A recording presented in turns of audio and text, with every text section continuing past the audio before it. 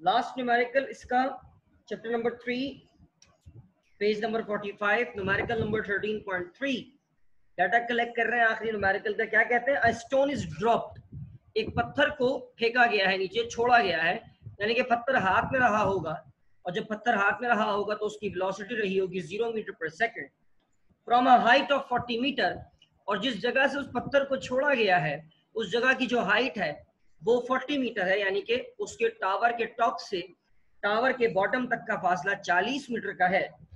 How much time it will take to reach the ground, बताइए कितना time लगेगा उस पत्थर को जमीन पर आग गिरने में।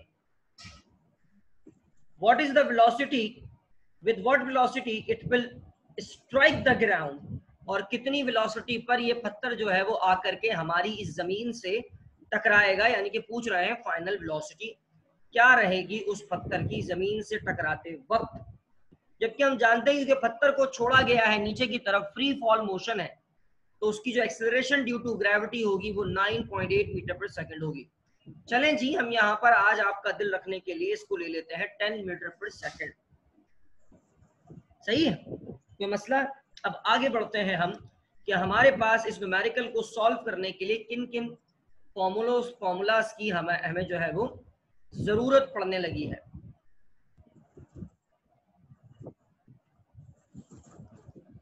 ठीक है जी। अब यहाँ पर हमें VI पता है, हमें S पता है, हमें G पता है, हमें क्या मालूम करना है? हमें जो है वो मालूम करना है टाइम। तो टाइम के लिए हमारे पास एक फॉर्मूला है VF is equal to VI plus AT, जिसको हम कह देंगे VI प्लस GT। यहाँ पर देखें, आपको ना तो VF पता है ना T पता है। किसी इक्वेशन में आपको सिर्फ एक वैल्यू पता ना होनी चाहिए, बाकी वैल्यूज पता होनी चाहिए, तो ये फॉर्मूला तो अप्लाई नहीं कर सकते। हाँ, ये फॉर्मूला हम VF मालूम करने के लिए जरूर अप्लाई कर सकते हैं। ठीक है, या फिर आप VF इस फॉर्मूले की मदद से भी निकाल सकते हैं कि 2AG इज इक्वल टू, उसको बंद कर दें,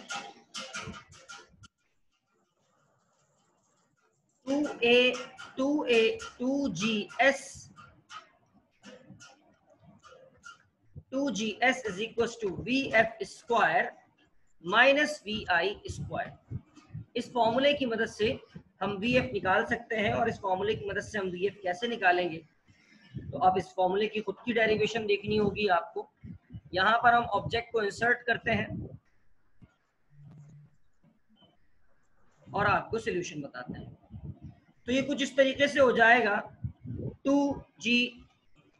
2GS minus VI square is equal to VF square. आपको VF मालूम करना है, VF का स्क्वायर मालूम नहीं करना, तो दोनों तरफ आप रूट लेंगे। तो रूट लेने में क्या होगा, VF is equal to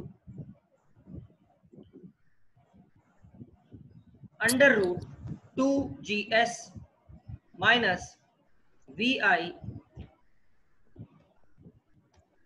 square. इस फॉर्मूले की मदद से आप बड़ी ही आसानी के साथ जो है वो मालूम कर सकते हैं VF की वैल्यू।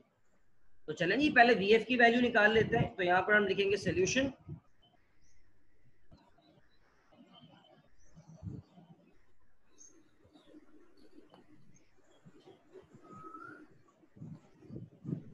इस फॉर्मूले को एक बार फिर कॉपी कर लेंगे,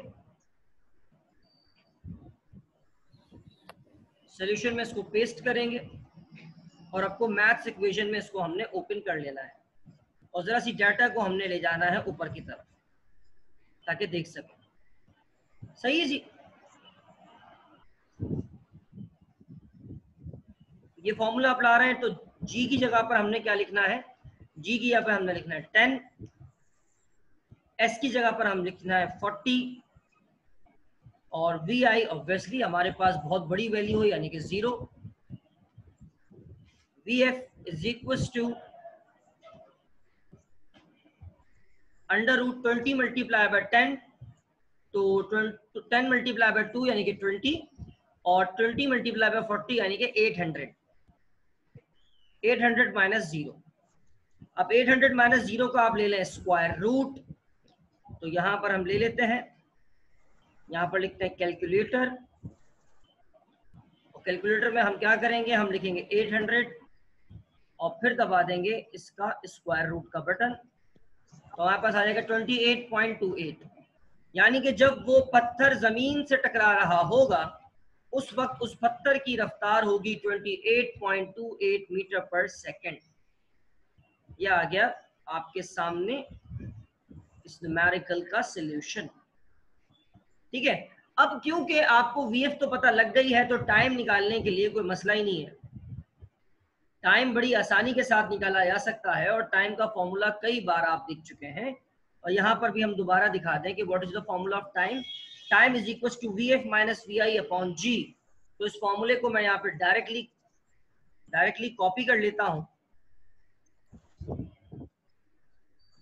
नीचे ले आता हूँ, यहाँ इस फॉर्मूले को मैंने जो है वो जी कॉपी पेस्ट कर दिया, एंटर किया, simply T is equal to V F यानी कि 28.28 माइनस वी आई यानी कि 0 डिवाइडेड बाय जी, और जी की वैल्यू अभी हम ले रहे हैं खास करके 10, enter T is equal to simply 28.28 divided by 10, और 28.28 डिवाइडेड बाय 10 करोगे तो आपके पास आंसर आएगा 2.828 सेकेंड्स।